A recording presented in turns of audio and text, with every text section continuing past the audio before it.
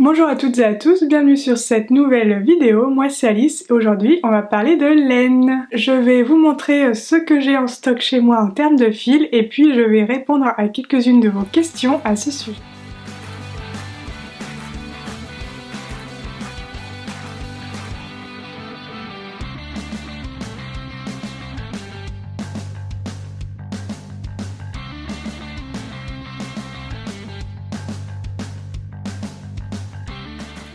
Donc dans cette vidéo, je vais partager ce que j'ai en termes de stock et puis, comme je vous l'ai dit, répondre à quelques questions en termes d'organisation, de choix, de préférence. Et n'hésitez pas surtout à partager vous aussi dans les commentaires votre organisation, ce que vous avez en termes de stock, vos astuces et vos préférences pour qu'on puisse échanger sur le sujet. Alors donc j'ai tout sorti ce que j'avais en stock, il y en a pas mal. Je vous préviens, il y en a pas mal.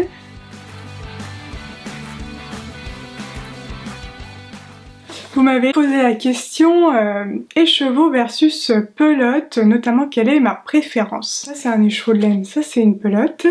La différence c'est que là j'enlève mon étiquette, je prends mon fil, je prends le bout de mon fil et je peux commencer à tricoter directement. Sur les écheveaux, on ne peut pas commencer à tricoter directement, il faut mettre en pelote, du coup, avant, il y a une étape supplémentaire. Je ne les achète pas de la même façon, on va dire, c'est pas que j'ai pas de préférence, c'est que je ne les achète pas pour la même raison, et du coup, la conséquence en est un petit peu différente. Donc on va dire que je vais acheter, les pelotes, je vais les acheter pour un projet. Je vais toujours avoir un projet en tête et puis ensuite commander les pelotes de laine. Alors qu'au contraire, les écheveaux teints de façon artisanale, eh bien ça arrive bien plus souvent. C'est la raison de l'achat et pas forcément un projet. Ça peut aussi être un coup de cœur pour la couleur, pour les chevaux, pour le travail de teinture. Et donc c'est plus finalement comme une collection, même si je compte les tricoter, que les pelotes. Et donc j'en ai plus. J'ai plus d'écheveaux que de pelotes parce que voilà, il y a cet aspect un petit peu collection, il y a un peu ce craquage, coup de cœur pour des écheveaux que je n'ai pas avec les pelotes. Donc voilà pourquoi j'en achète plus. Et après, aussi au fur et à mesure des années, je me suis davantage tournée quand même vers les laines teintes à la main. J'aime aussi le fait de participer et d'acheter à des petites entreprises, parce que c'est vrai que souvent les entreprises alors à quelques exceptions près bien sûr, mais souvent les entreprises qui font des pelotes sont des plus grosses structures, des plus grosses entreprises, pas forcément françaises, et du coup j'apprécie aussi pouvoir donner mon argent à une petite entreprise, voilà, à vraiment savoir à qui je vais donner l'argent. Et donc c'est aussi une raison qui fait que j'achète des écheveaux teints à la main. Et puis bon esthétiquement c'est vrai que il y a tellement de merveilles en termes d'écheveaux que c'est difficile de ne pas craquer. Voilà, je vais vous en montrer bien sûr quelques-uns de ma collection.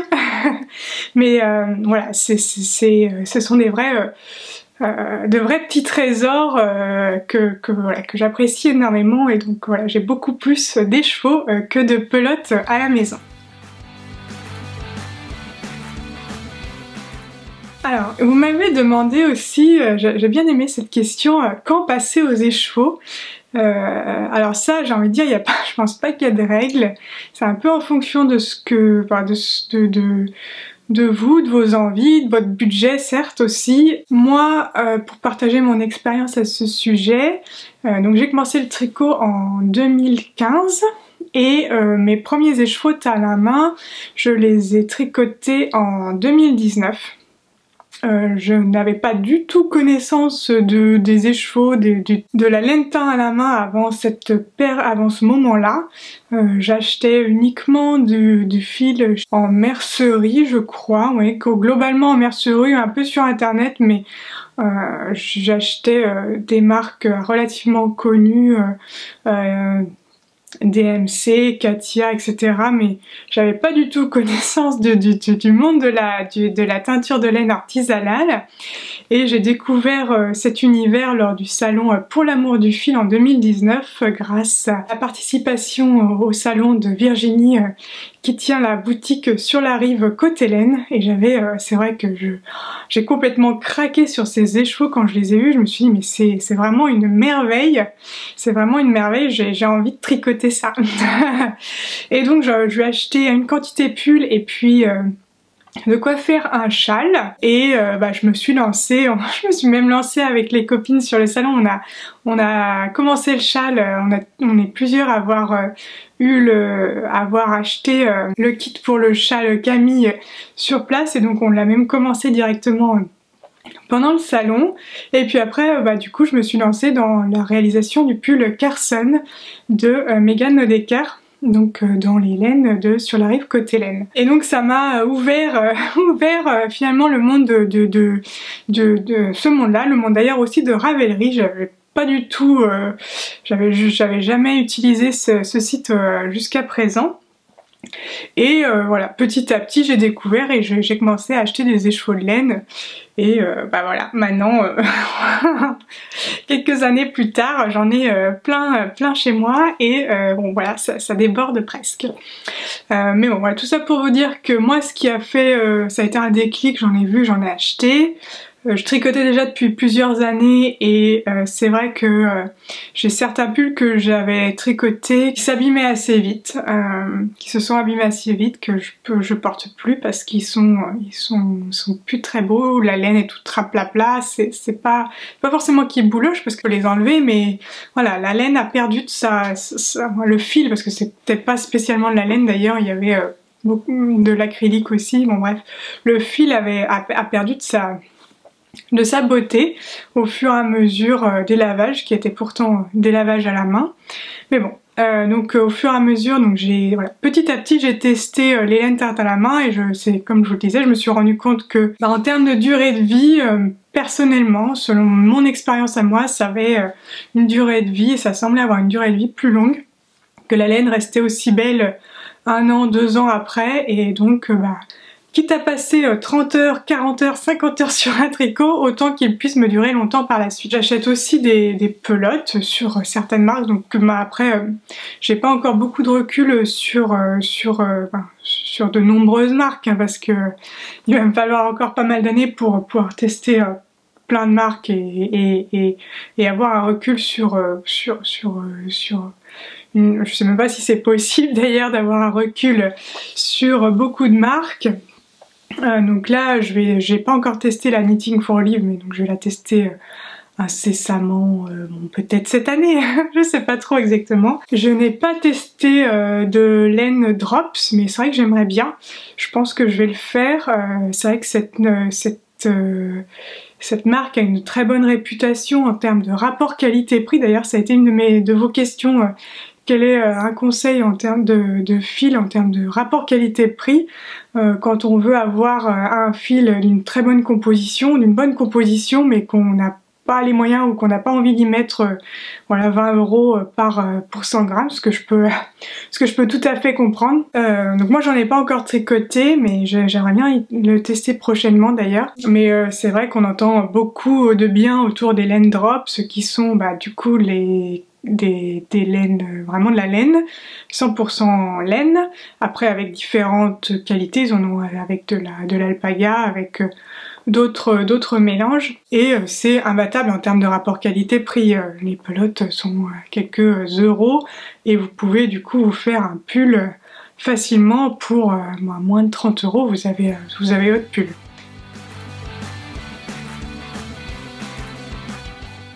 Vous m'avez aussi posé la question sur la laine pour bébé, qu'est-ce que je conseille? Donc j'aimerais bien tester la Drops qui est spécialement adaptée pour les bébés, donc c'est la Bébé Merino je pense, parce que j'ai testé la DMC, en fait j'ai testé plusieurs laines, c'est DMC et Katia, sur leur fil spécial bébé, que j'ai utilisé par le passé, que ce soit pour des couvertures ou pour des petits vêtements. Et donc voilà, après j'ai pas trop de recul pareil sur les laines pour bébé, parce que j'en ai très peu tricoter. Je ne tricote pas de vêtements pour mon fils en laine parce que il a la peau assez fragile qui donc ne supportera pas ce type de matière sur sa peau. Donc j'ai plutôt, quand j'ai fait des choses, je me suis plutôt axée sur du coton ou des fils plutôt végétaux. J'avoue que j'aime bien me pencher vers ce type de fil quand je tricote par exemple des petites couvertures pour bébé. Je me penche assez facilement vers tout ce qui est coton ou bambou pour être sûre de pas avoir de soucis et que les parents me disent ah ouais mais alors là j'arrive pas, c'est pas possible, mon enfant il a des taches, il supporte pas, ça le gratte, ça le pique, ça lui donne des rougeurs, donc je voudrais pas, voilà, j'ose pas aller vers les laines plus vers la laine tout simplement. Je me consacre un petit peu plus vers des fils végétaux là-dessus et qui sont aussi très facile d'entretien. C'est vrai que le coton, le bambou, ça passe à la machine sans souci. Donc c'est vrai que c'est assez pratique pour les parents. Je tricote très peu de layettes, donc c'est vrai que je pense pas que ce soit non plus agréable d'avoir un vêtement en coton. Moi j'avoue que j'en fais pas trop. C'est une matière assez lourde, donc à porter, je suis pas sûre que ce soit le plus agréable pour un petit bout de chou, mais bon voilà, par contre pour les couvertures je me tourne plus facilement vers du coton, du bambou que vers des laines. On m'avait aussi posé la question de ce que j'apprécie, ce que je préfère le plus en termes de qualité de fil et d'épaisseur de fil. J'ai principalement des laines du coup, parce que j'ai principalement des fils issus de moutons, d'ailleurs majoritairement le mérino. Je tricote très peu avec des fils végétaux, un peu de coton, mais pas plus que ça. Après j'ai quand même quelques écheveaux de chanvre, mais j'avoue que j'ai pas encore sauter le pas de les tricoter parce que c'est tellement sec, je suis pas sûre que ce soit hyper agréable à tricoter, mais bon, il faudrait que je me lance, au moins que je fasse l'échantillon.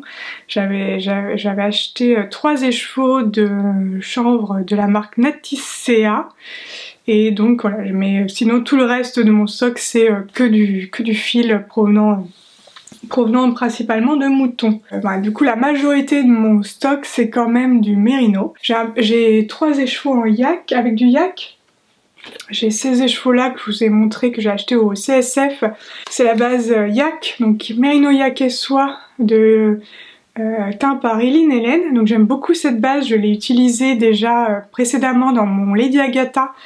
C'était une base yak de chez Heidi Heidi et c'est vrai que j'aime beaucoup la couleur que donne le yak et la luminosité, la lumière que renvoie la soie. Et j'ai aussi récemment acheté, il y a quelques mois, des écheveaux, une quantité de pull ou gilet d'ailleurs à la base, de la base mérino soie cachemire quand même, de Heidi Heidi, parce qu'elle était en promotion. Elle était en promotion et du coup elle était au prix d'une base classique mérino, donc je me suis dit que j'allais tester. Et donc voilà, mais c'est vrai que généralement quand même je vais tendre plus vers des bases assez classiques de mérino superwash. Qu'est-ce que j'ai d'autre comme base un peu différente? J'ai un peu de mohair quand même, parce que j'aime bien le mohair. J'ai ce combo là de fils, donc 2 écheveaux de Suri et 1 écheveau de mérino. Donc la Suri vient de chez Heidi Heidi, c'est coloris argent, et ici j'ai un écheveau de mérino superwash dans la base Dobby, donc c'est la marque Arco Iris Yarn. Et ces 3 là, je prévois de les utiliser en châle pour tricoter le Chrysalis Shawl. Et j'aime bien l'aspect mélanger les matières. Donc ça fait un moment qu'ils sont dans mon stock ceux-là et que je n'ai pas encore franchi le pas de tricoter ce châle. En fait j'aimerais avoir le châle fini, mais j'ai un petit peu peur de le tricoter parce que c'est de la brioche et j'en ai jamais fait. Et donc pour l'instant je repousse le moment et je n'ai pas du tout du coup commencé ou même... Après en termes d'épaisseur, j'ai surtout des fils d'épaisseur fingering, donc toutes les laines sont classifiées par rapport au métrage qu'on obtient par rapport au poids de la pelote des laits chevaux pour 100 grammes. Et donc moi j'achète principalement de la laine d'épaisseur fingering, donc ça veut dire que j'ai à chaque fois environ 400 mètres pour 100 grammes ou 200 mètres pour des pelotes de 50 grammes par exemple. Vous pouvez avoir cette information sur les étiquettes. Donc là par exemple vous voyez alors là c'est un mérino, le mérino de Knitting for Olive, il est assez fin, c'est plutôt du light fingering et j'ai 250 mètres pour 50 grammes.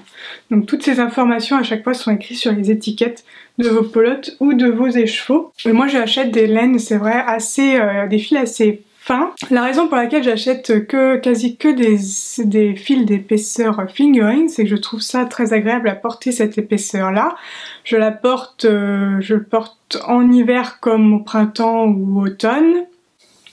Pour les pulls hivernaux, je vais avoir tendance à tricoter des pulls qui mélangent un fil de fingering avec un fil de mohair pour apporter quand même un petit peu plus de chaleur pour vraiment les jours très très froids. Je pourrais acheter pour avoir des pulls plus chauds, des fils plus épais.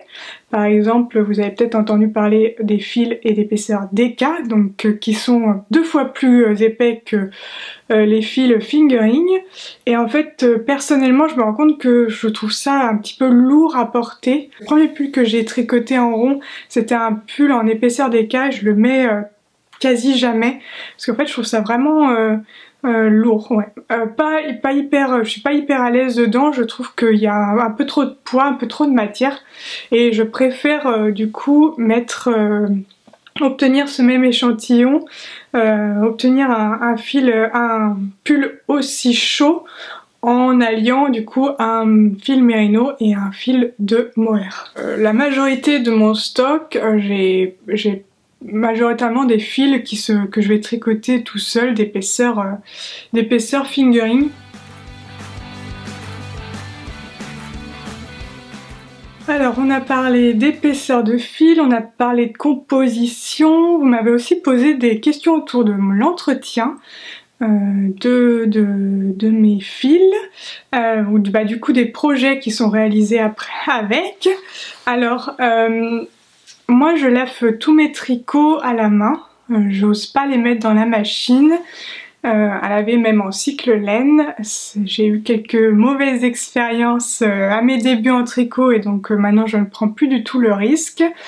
Malgré le fait, en fait, j'achète principalement des fils Merino Superwash, donc en théorie je pourrais les mettre en machine en cycle laine parce que ils ont un traitement, le fil a un traitement spécifique qui permet de réduire, qui permet de le protéger contre le feutrage, mais j'avoue que j'ose pas. J'ose pas et je préfère les laver à la main, ça me dérange pas, et parce que je voudrais pas ruiner un pull, un gilet, un châle, voilà, un objet que j'ai tricoté, que j'ai mis des dizaines d'heures à tricoter, tout simplement pour gagner 5-10 minutes de lavage quoi. Donc voilà, je nettoie tout à la main, même tout ce qui est écrit Superwash. Pour laver mes tricots, j'utilise de la lessive spéciale laine Eucalan. C'est une... alors moi j'ai choisi sans odeur, mais il existe des odeurs différentes. Et puis pour le coup il n'y a pas besoin de rincer son tricot. C'est une lessive spéciale laine qui n'a pas besoin d'être rincée. Et je vais vous montrer comment je stocke mes fils, mes pelotes, mes écheveaux. Donc là je suis devant mon bureau créatif et puis juste au-dessus en fait il y a des étagères et je stocke mes écheveaux dans 2 boîtes en plastique transparentes. Alors c'est pas forcément l'idéal qu'elles soient transparentes parce elles ne sont pas à l'abri de la lumière, mais elles n'ont pas le soleil qui rentre en contact et puis idéalement elles devraient pas rester longtemps, mais bon, ça c'est la théorie. Donc je les stocke dans 2 bacs en plastique et dans ces 2 bacs en plastique j'y mets des petits morceaux de cèdre pour la protection. Alors je pense que c'est un peu plus psychologique qu'autre chose parce que je pense pas avoir des mythes chez moi. En tout cas, j'en ai jamais eu. J'ai jamais eu de déboires, de trous dans mes vêtements, dans mes tricots, etc. Mais bon, on sait jamais. Il vaut mieux être plus prudent qu'autre chose. Donc j'y mets à l'intérieur des petits cubes de cèdre qui du coup sont censés repousser les petites bêtes indésirables. Donc voilà, je stocke mes échevaux dans des bacs en plastique et puis toutes mes pelotes de laine, je les laisse dans leur emballage d'origine en général. Alors j'en ai pas non plus énormément, mais donc par exemple ici, j'ai le sachet dans lequel sont arrivées les pelotes de Knitting for Olive. J'ai deux quantités pulls. Alors le blanc, je vais faire le Fern Sweater, donc je vous montrerai une petite photo. Donc j'ai des pelotes de mohair et de mérino. Et puis j'ai également ce bleu pétroléum, de style pétroléum. Donc j'ai pareil, j'ai du mérino et du mohair. Et pour le coup, à la base, je voulais faire le Silverleaf de Long Avecana. Et là j'envisage de changer et je pense faire le Coltos de Marie-Amélie Design avec, donc je vous en ai parlé d'ailleurs dans mon dernier épisode de journal créatif. Donc voilà, les pelotes restent dans leur emballage d'origine. C'est le cas également pour les pelotes que j'ai de Vererum Natura. Puis en termes de pelotes, j'ai aussi tout mon stock pour faire ma couverture Hip to Be Square Blanket. Donc vous voyez un petit carré ici. Et en dessous j'ai tout là-dedans. Donc ça prend pas mal de place, mais pareil je l'ai laissé dans le plastique d'origine et puis je l'ai mis dans un bac. Mais grosso modo voilà, je laisse dans l'emballage d'origine pour tout ce qui est pelote. Pour des raisons de praticité, mais je pourrais avoir des bacs, mais le problème c'est que j'ai plus de place pour mettre les bacs au-dessus dans les étagères, donc bon, je fais au mieux. En termes de stockage, vous m'avez aussi demandé comment j'organise mes différents fils. Est-ce que je les trie par couleur, par épaisseur, etc. Alors j'y reviendrai un petit peu plus tard dans la vidéo, mais j'ai quasi que des fils d'épaisseur semblable, donc je les trie pas du tout par épaisseur. C'est un petit peu par couleur, mais comme je vous l'ai dit, j'ai deux boîtes, donc à un moment donné, bon, on va pas faire un tri très avancé, mais grosso modo, il y a la boîte bleue puis il y a le reste. Je les mets, mes échevaux, je les mets en hauteur, à la verticale, donc je vais vous montrer ça tout à l'heure. J'essaie de vous filmer ça pendant que je les range. Je les mets à la verticale pour justement pouvoir tout, quand j'ouvre la boîte, voir toutes mes couleurs, tous les échevaux que j'ai, qu'il n'y en ait pas qui restent au fond et que je sache plus que j'avais ça. Donc comme ça me permet aussi de mieux visualiser ce que j'ai en stock.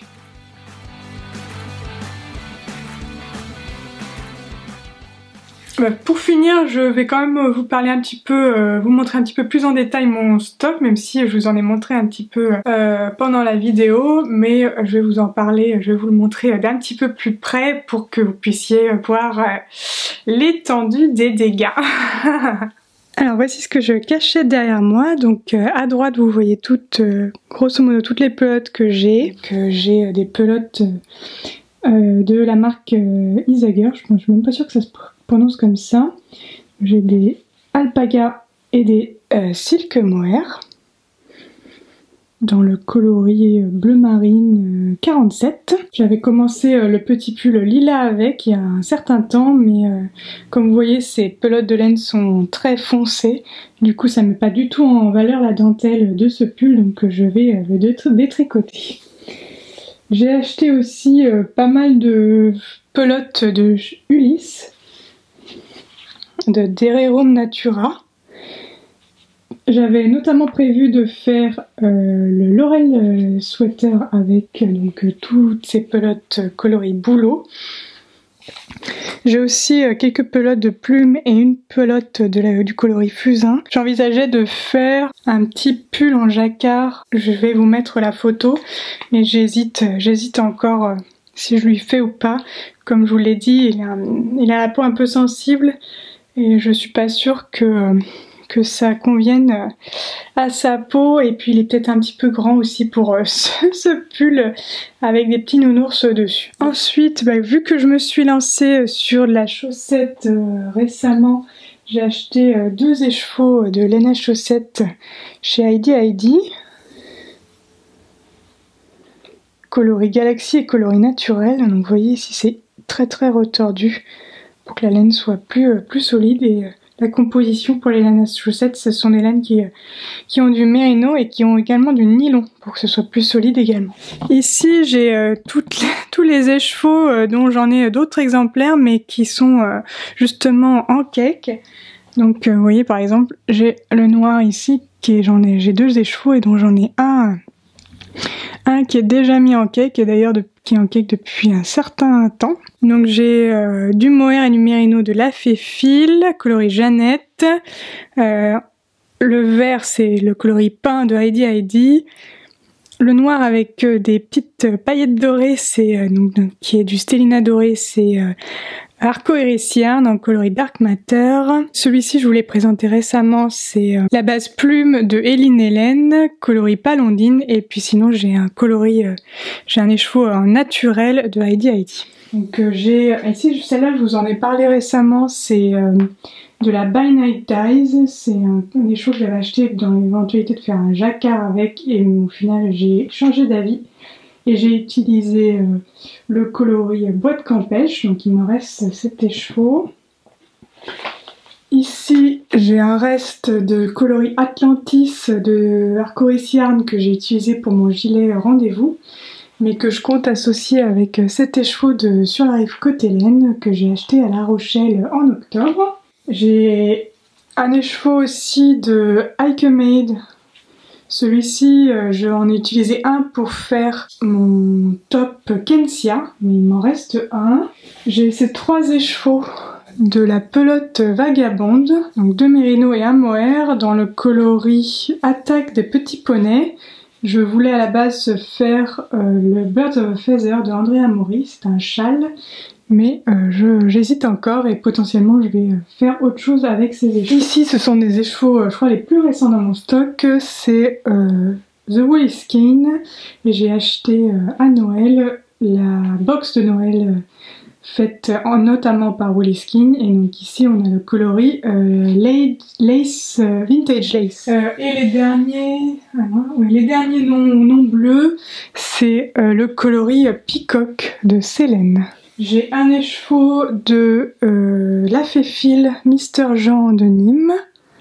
J'ai donc quelques écheveaux de la Bien-Aimée. J'envisageais de faire le gilet Winterfell, et donc j'avais acheté les écheveaux de cette coloris qui avait été fait explicitement pour ce modèle. Ceux-là, ce sont 3 écheveaux de Heidi Heidi, coloris obscur, avec lesquels j'envisage de faire un pull en torsade.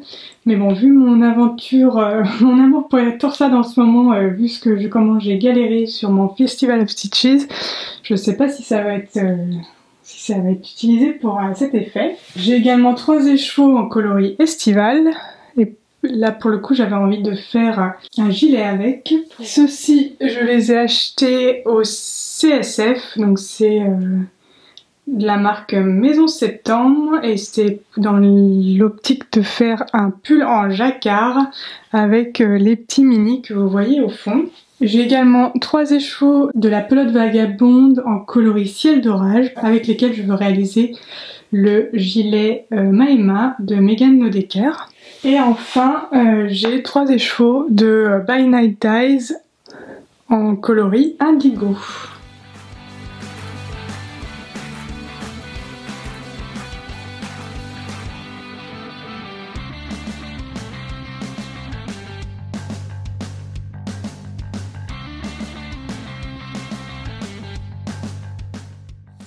Je vous remercie d'avoir regardé cette vidéo, j'espère que celle-ci vous a plu, que je vous ai pas trop fait peur avec mon stock de laine.